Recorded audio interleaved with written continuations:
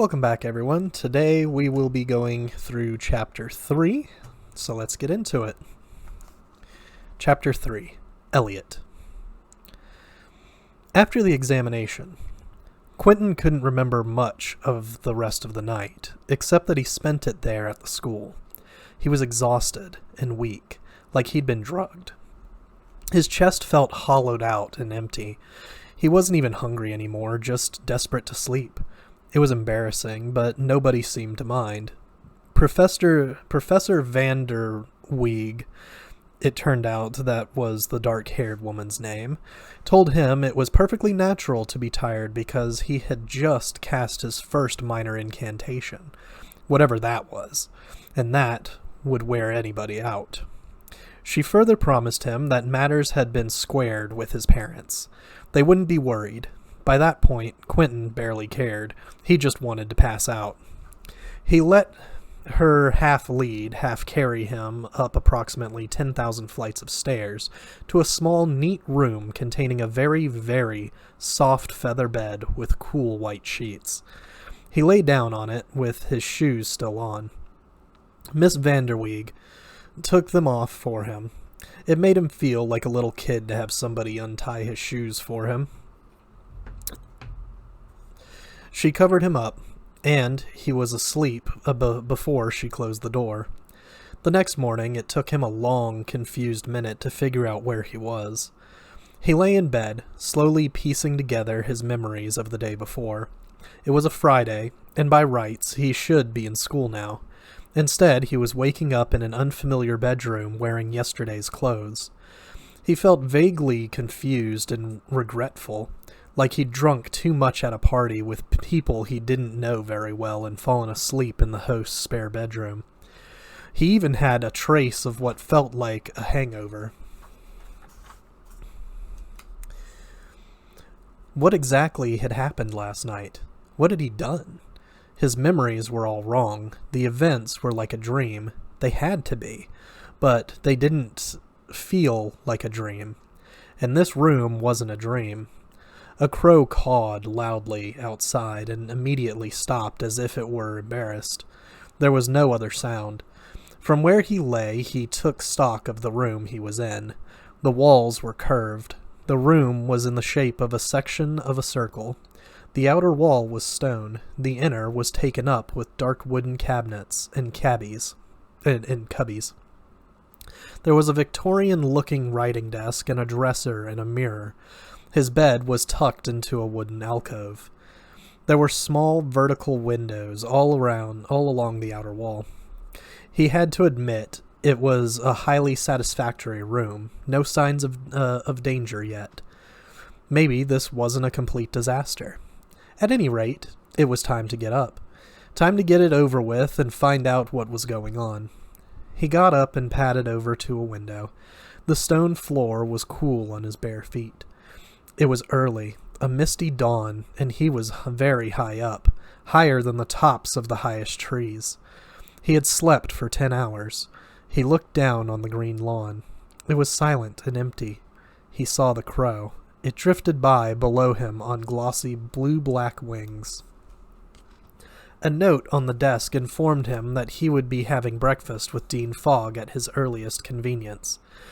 Quentin discovered a dormitory-style bathroom on the floor below, with shower stalls and rows of capricious white porcelain sinks, and stacks of neatly folded scratchy white institutional towels. He washed up. The water was hot and strong, and he let it blast him till he felt clean and calm. He took a long, pent-up, acid-yellow piss in the shower, and watched it spiral down the drain. It felt deeply weird not to be in school, to be on an adventure somewhere new, however dubious. It felt good. A mental meter in his brain was tottering up the damage that his absence would be wreaking at home in Brooklyn. So far, it was still within acceptable limits. He made himself as presentable as possible in his day-old slept-in interview suit and walked downstairs. The place was completely deserted. He hadn't expected a formal reception exactly, but he had to wander around for 20 minutes. Through empty hallways and drawing rooms and classrooms and out onto terraces, before the white-gloved butler who'd served him his sandwich yesterday finally found him and deposited him in the dean's office, which was surprisingly small and mostly taken up by a presidential desk the size of a Panzer tank. The walls were lined with an assortment of books and old-looking brass instruments. The dean arrived a minute later wearing a light green linen suit and a yellow tie. He was brusque and peppy and showed no sign of embarrassment or any other emotion relating to the scene the night before. He had already had breakfast, Fogg explained, but Quentin would eat while they talked. Now, he clapped his hands on his knees and quirked his eyebrows. First things first. Magic is real, but you've probably already gotten that far. Quentin said nothing. He kept his face, his whole body, carefully still in his chair. He looked at a spot over Fogg's shoulder. He was giving nothing away. Certainly, it was the simplest possible explanation for what had happened last night. Part of him, the part he trusted least, wanted to leap on this idea like a puppy on a ball, but in light of everything else that had ever happened to him in his entire life, he checked himself. He'd spent too long being disappointed by the world. He'd spent so many years pining for something like this, some proof that the real world wasn't the only world, and coping with the overwhelming evidence that it in fact was. He wasn't going to be suckered in just like that. It was like finding a clue that somebody you'd buried and mourned wasn't really dead after all. He let Fogg talk. To answer your questions of last night, you are at the Brakebills College for Magical Pedagogy. The butler arrived with a tray crowded with covered dishes, which he busily uncovered, like a room service waiter. Based on your performance in the examination yesterday, we've decided to offer you a place here. Try the bacon, it's very good. Local farm, they raise the pigs on cream and walnuts. You want me to go to school here? College? Yes. You'd come here instead of matriculating at a conventional university. If you like it, you can even keep the room you stayed in last night. But I can't just. Quentin didn't know exactly how to put everything. That was ridiculous about the idea in a single sentence. I'm sorry, this is a little confusing. So, I would put off college? No, Quentin, you wouldn't put off college. You would abandon college. Brakebills would be your college. The dean had obviously had a lot of practice at this. There would be no Ivy League for you.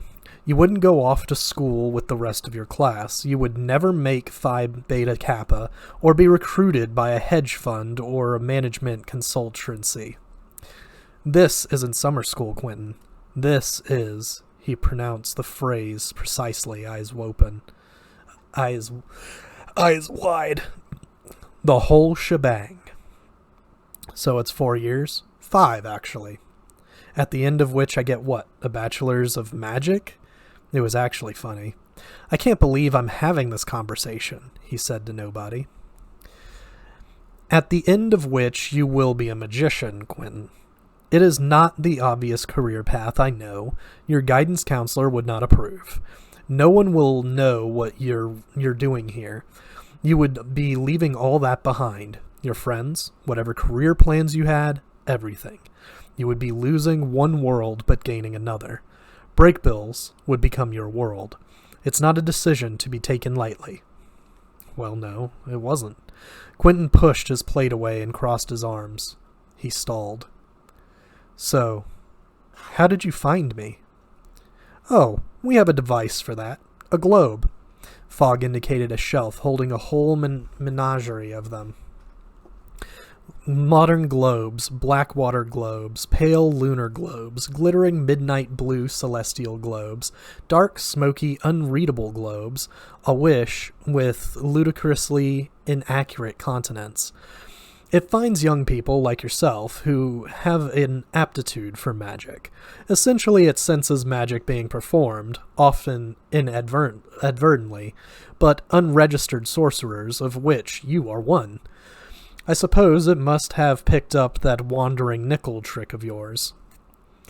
We have scouts, too, he added. Your old friend Ricky with the whiskers is one. He touched his jawline where Ricky's Amish beard was. What about that woman I met, with the braids, the paramedic? Was she a scout too? Fogg frowned. With braids? You saw her? Well, yes, right before I came here. Didn't you send her? Fogg's face became studiously empty. In a manner of speaking, she's a special case, works on independent basis, freelance, you might say. Quentin's mind spun. Maybe he should ask to see a brochure, and no one had said anything about tuition yet. And gift horses and all that notwithstanding. How much did he know about this place? Suppose it really was a school for magic. Was it any good? What if he'd stumbled into some third-tier magic college by accident? He had to think practically. He didn't want to be committing himself to some community college of sorcery when he could have Magic Harvard or whatever. Don't you want to see my SATs? I have, Fogg said patiently, and a lot more than that. But yesterday's exam was all we really needed. It's very comprehensive. Admission here is quite competitive, you know. I doubt there's a more exclusive school of any kind on the continent. We held 6 exams this summer for 20 places. Only 2 passed yesterday. You and another boy. The boy with the tattoos and the hair. Penny, he says his name is. Can't be his real name. This is the only magical school in North America. This is the only magic school in North America, Fogg went on, leaning back behind his desk. He almost seemed to be enjoying Quentin's discomfort. There's 1 in the UK, 2 on the continent, 4 in Asia, and so on. 1 in New Zealand for some reason. People talk a lot of guff about American magic, but I assure you, we are quite up to the international standard. In Zurich, they still teach phrenology, if you can believe that. Something small but heavy fell off Fogg's desk with a clunk. He bent to receive it. A silver statue of a bird that seemed to be twitching. Poor little thing, he said, petting it with his large hands. Someone tried to change it into a real bird, but it got stuck in between. It thinks it's alive, but it's much too heavy to fly. The metal bird cheeped feebly, a dry clicking noise like an empty pistol. Fogg sighed and put it away in a drawer. It's always launching itself off out of windows and landing in the hedges. Now, the dean leaned forward and steepled his fingers. Should you choose to matriculate here, we'll do some minor illusion work with your parents. They can't know about break bills, of course, but they'll think you've been accepted to a very prestigious private institute, which isn't at all far from the truth, and they'll be very proud. It's painless and quite effective, as long as you don't say anything too obvious. Oh, and you'll start right away.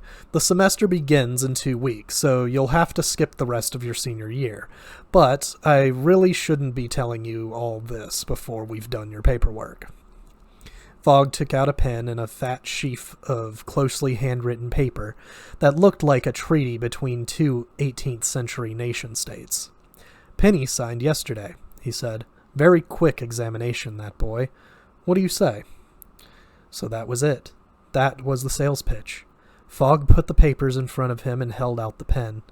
Quentin took it, a fancy-looking metal fountain pen as thick as a cigar. His hand hovered over the page. This was ridiculous. Was he really going to throw everything away? Everything? Everybody he knew? James and Julia? Whatever college he would have gone to? Whatever career he would have had? Everything he thought he'd be getting ready for this? This bizarre charade? This fever dream? This fancy dress role-playing game? He stared out the window. Fogg watched him impassively, just waiting for him to fall for it. If he cared one way or the other, he wasn't letting on. The little floundering metal bird, having escaped its drawer, butted its head industriously against the wainscoting. And then a vast stony weight suddenly lifted off Quentin's chest. It felt like it had been there his entire life. An invisible albatross, a granite millstone holding him down, and at once it just dropped away and disappeared without a splash. His chest expanded. He was going to bob up to the ceiling like a balloon. They were going to make him a magician, and all he had to do was sign. Jesus, what the hell was he thinking? Of course he was going to sign. This was everything he'd always wanted. The break he'd given up on years ago. It was right in front of him. He was finally on the other side, down the rabbit hole through the looking glass. He was going to sign the papers, and he was going to be a motherfucking magician. Or, what the hell else was he going to do with his life? Okay, Quentin said evenly. All right. On one condition. I want to start now. I want to stay in that room. I don't want to go home. They didn't make him go home. Instead, his things arrived from home in a collection of duffel bags and rolly suitcases, packed by his parents, who had, as Fogg promised, somehow been squared with the idea that their only child was suddenly matriculating in the middle of the semester at a mysterious educational institution they had never visited or even heard of. Quentin slowly unpacked his clothes and his books and put them away in the cabinets and cubbies in the little curved tower room. He didn't even want to touch them now. They were part of his old self, his old life, the one he was molting away. The only thing missing was the book, the notebook the paramedic gave him. That was nowhere to be found. He'd left it in the exam room on the assumption that he'd be going back there, but when he finally did, it was gone. Dean Fogg and the butler plead ignorance. Sitting there alone in his room, he folded clothes around him on the bed. He thought about James and Julia. God only knew what they were thinking. Did she miss him, now that he was gone? Would she realize she'd had the wrong man all along? He should probably get in touch with them somehow. Though really, what the hell could he say? He wondered what would have happened if James had taken the envelope from the paramedic too. Maybe he would have gotten to take the exam too. Maybe that was part of the test. He let himself unclench a little, just slightly. He stopped bracing for the blow from above, and for the first time, he seriously considered the idea that it might not come at all. With nothing else to do, Quentin roamed through the huge house, unsupervised and rudderless. The dean and the teachers were nice enough when he ran into them, but they had their own work to do and their own problems to deal with. It was like being at a fancy beach resort during the off-season, rattling around in a grand hotel with no guests, just empty rooms and empty gardens and empty, echoing hallways. He ate his meals alone in his room and loitered in the library. Naturally, they had the complete works of Christopher Plover, and luxuriously contemplated, one by one in order, each of the problem sets and projects and papers he would never have to finish. Once he found his way up to the clock tower and spent an afternoon watching the huge rusty iron pendulum sway back and forth, flowing the massive gears and levers and catchments as they turned and meshed, carrying out their mechanical syllogism until the glow of the setting sun shone through the tremendous backward clock face. Sometimes he burst out laughing out of nowhere, for no reason. He was experimenting cautiously with the idea of being happy. Dipping an uncertain toe into those intoxicating carbonated waters. It wasn't something he'd had much practice at. It was just too fucking funny. He was going to learn magic. He was either the greatest genius of all time or the biggest idiot. But at least he was actually curious about what was going to happen to him next. For the first time in he didn't know how long, He was actually following the action with interest. In Brooklyn, reality had been empty and meaningless, whatever inferior stuff it was made of. Meaning had refused to adhere to it. Brakebills was different. It mattered. Meaning, is that what magic was? Was everywhere here? The place was crawling with it. Out there, he had been on the edge of serious depression, and worse. He had been in danger of learning to really dislike himself. He was on the verge of incurring the kind of inward damage you didn't heal from, ever. But now, he felt like Pinocchio, a wooden boy who was made real, or maybe it was the other way around. He'd been turned from a real boy into something else. Either way, the change was for the better. It wasn't fillery, but it would do. He didn't spend all his time alone. Once in a while, he spotted Eliot from a distance, loping across the empty green of Lolling with his long legs folded up in a window seat, staring out the window or leafing distractedly through a book. He had an air of magnificent melancholy sophistication, as if his proper place were elsewhere, somewhere infinitely more compelling than Brakebills, and he'd been confined to his present setting by a grotesque divine oversight, which he tolerated with as much good humor as could be expected. One day, Quentin was walking the edge of the great lawn when he came across Eliot, leaning against an oak tree, smoking a cigarette and reading a paperback book. It was more or less the same spot where they first met. Because of the odd way Eliot's jaw was built, the cigarette stuck out at an angle. "Want one?" Eliot asked politely. He stopped reading and held out a blue and white pack of Merit Ultralights. They hadn't spoken since Quentin's first day at Brakebills. "They're contraband," he went on, not visibly disappointed that Quentin didn't take one. "Chambers buys them for me. I once caught him in the wine cellar drinking a very good Petite Saya from the Dean's private collection, Stag's Leap, the 96. We came to an understanding. He's really a nice fellow. I shouldn't hold it over his head. Quite a good amateur painter, albeit in a sadly outdated realist mode. I let him paint me once. Draped. Thank you very much. I was holding a frisbee. I think I was supposed to be Hyacinthus. Chambers is a pomposite at heart. Deep down, I don't think he believes Impressionism ever happened." Quentin had never met anybody so staggeringly and unapologetically affected. It was hard to know how to respond. He summoned up all the wisdom he'd accumulated during his entire life in Brooklyn. "Merits are for pussies," he said. Eliot looked at him appraisingly. "Very true.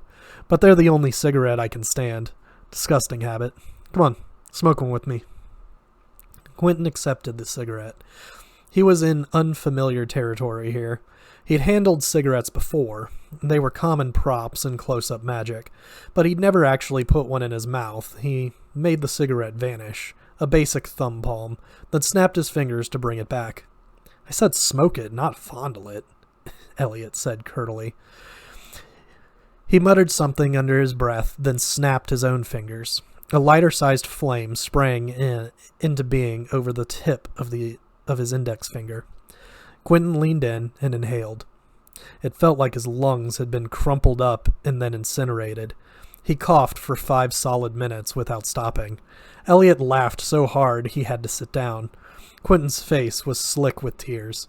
He forced himself to take another drag and threw up into a hedge. They spent the rest of that afternoon together. Maybe he felt guilty for giving Quentin the cigarette, or maybe Eliot had decided that the tedium of solitude was ever so slightly greater than the tedium of Quentin's company. Maybe he just needed a straight man. He led Quentin around the campus and lectured him on the underground lore of life at Brakebills. The keen-eyed incoming freshman will have noticed the weather, which is uncommonly clement for November. That's because it's still summer here. There are some very old spells on the Breakbill's grounds to keep people from spotting it from the river or walking in by accident. That kind of thing. Fine old enchantments. Classic work of their kind, but they're getting eccentric in their old age, and somewhere in the 1950s, time started spinning off of its axis here. Getting worse every year. Nothing to worry about in the larger picture, but we're a little behind the mainstream. 2 months, 28 days, give or take a few hours. Quentin didn't know whether to act as awestruck as he felt or try to produce an imitation of cool, worldly ennui. He changed the subject and asked about the curriculum. You won't have any choice about your schedule your first year. Henry, Eliot only ever referred to Dean Fogg by his first name, makes everybody do the same thing. Are you smart? There was no non-embarrassing answer to this. I guess. Don't worry about it. Everybody here is. If they even brought you in for the exam, you were the smartest person in your school, teachers included. Everyone here was the cleverest little monkey in his or her particular tree, except now we're all in one tree together. It can be a shock. Not enough coconuts to go round. You'll be dealing with your equals for the first time in your life, and your betters. You won't like it. The work is different, too. It's not what you think. You don't just wave a wand and yell some made-up Latin. There's reasons why most people can't do it. Which are what? Quentin asked. The reasons why most people can't do magic? Well, Eliot held up a long, thin finger. 1, it's very hard and they're not smart enough. 2, it's very hard and they're not obsessive and miserable enough to do all the work you have to do it right. 3, they lack the guidance and mentorship provided by the dictated and strangely charismatic facility of the Breakbills College for Magical Pedagogy. And 4, they lack the tough, starchy moral fiber necessary to wield awesome magical energies calmly and responsibly. And 5, he stuck up his thumb, some people have all that stuff and they still can't do it. Nobody knows why. They say the words, wave their arms, and nothing happens. Poor bastards. But that's not us. We're the lucky ones. We have it, whatever it is. I don't know if I have the moral fiber one. I don't either. I think that one's optional, actually. Silent for a while, they walked along a lush, ruler-straight alley of fence trees, leading back toward the lawn. Eliot lit another cigarette. Listen, I don't want to pry, Quentin said, but I'm assuming you have some secret magical way of dealing with the negative health effects of all those cigarettes. It's kind of you to ask. I sacrifice a virgin schoolgirl every other fortnight by the light of a gibbous moon, using a silver scalpel forged by Swiss albinos, who are also virgins. Clears my little lungs right up. After that, Quentin saw Eliot most days. Eliot spent one entire afternoon teaching him how to navigate the hedge maze that separated the house, as everybody calls it, from the great lawn, which was officially named Seagrave's Lawn after the 18th century dean who cleared and leveled it, and which everybody referred to it as the sea, or sometimes the grave.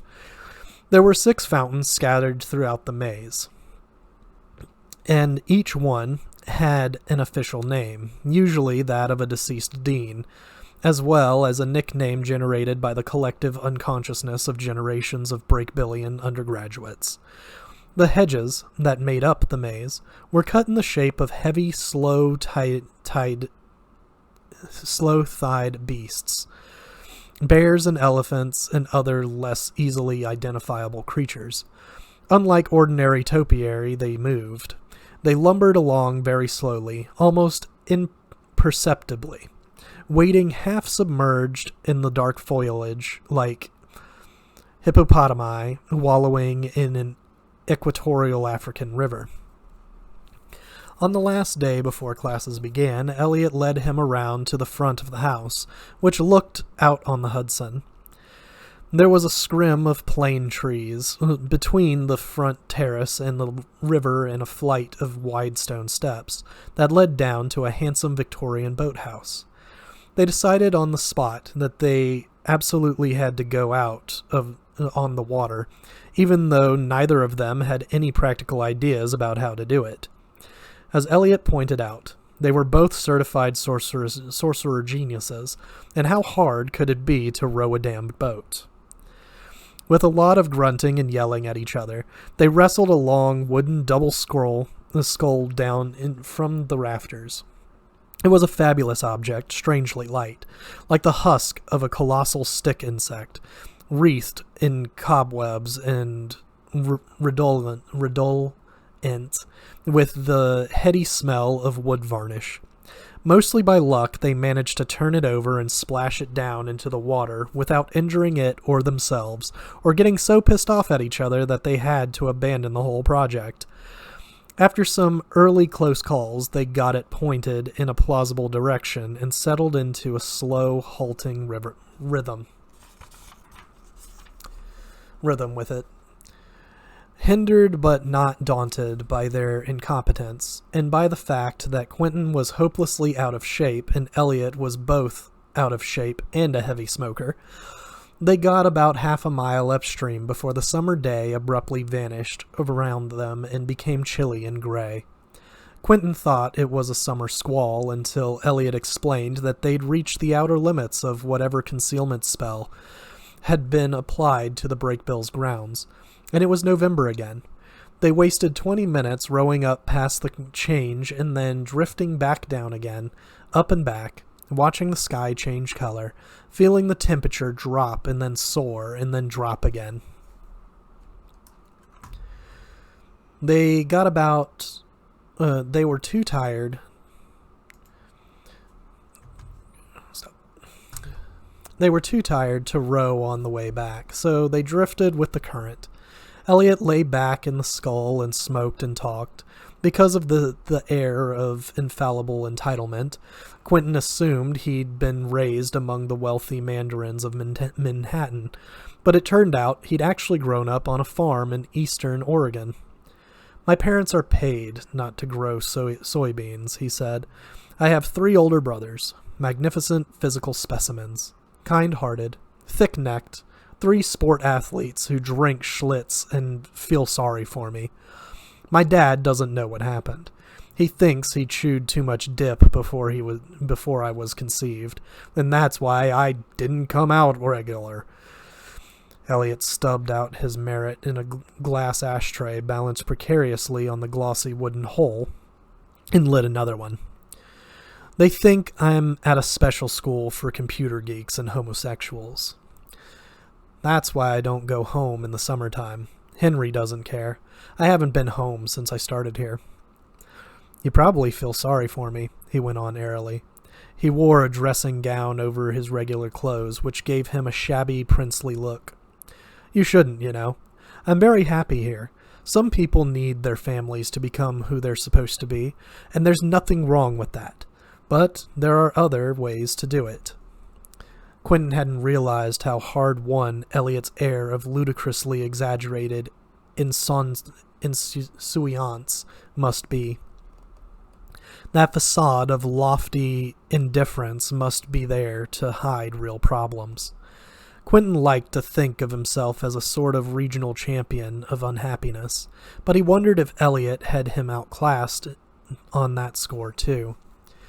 As they drifted home, they were passed by a few other boats, sailboats, and cabin cruisers, and a hard-charging 8-woman scull out of West Point, which was a few miles upriver. The occupants looked grim and bundled up against the cold, in gray sweatshirts and sweatpants.